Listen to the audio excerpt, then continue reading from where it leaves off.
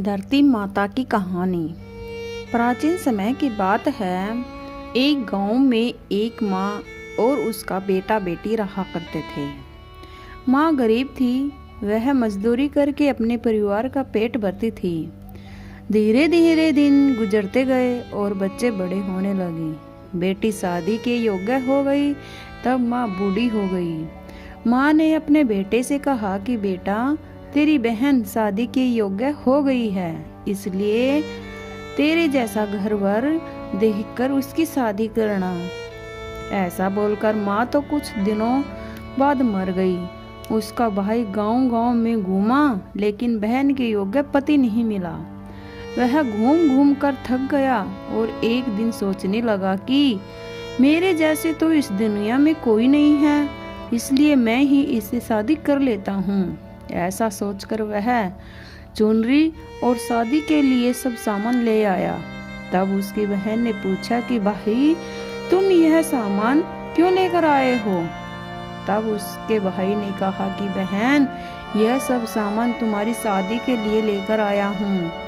गांव वालों ने बहन से कहा कि तुम्हारा भाई ही तुमसे शादी करने वाला है।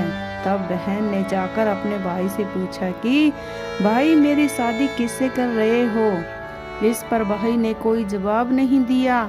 तब बहन समझ गई।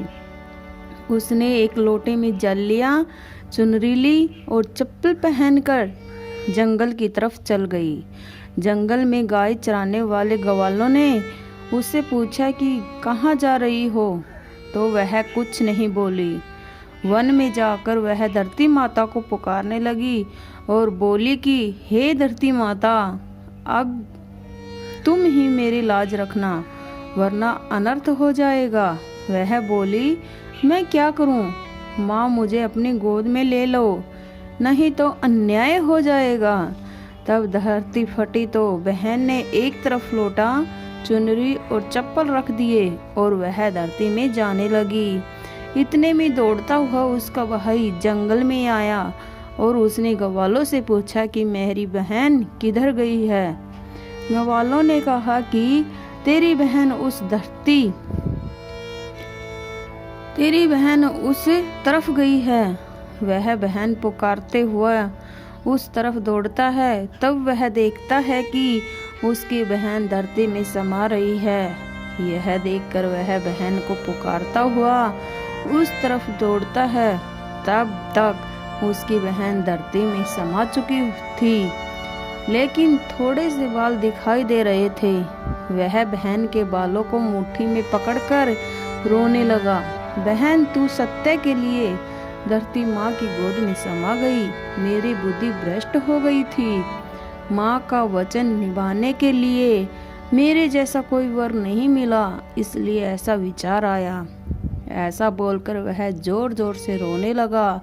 पर धरती माँ ने सत्य के लिए बेटी को अपने में समा लिया।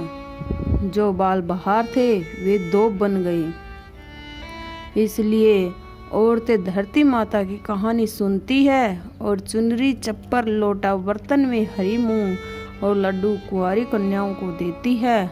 जो भी धरती माता की कहानी सुनता है, धरती माता उसको सुखी रखेगी।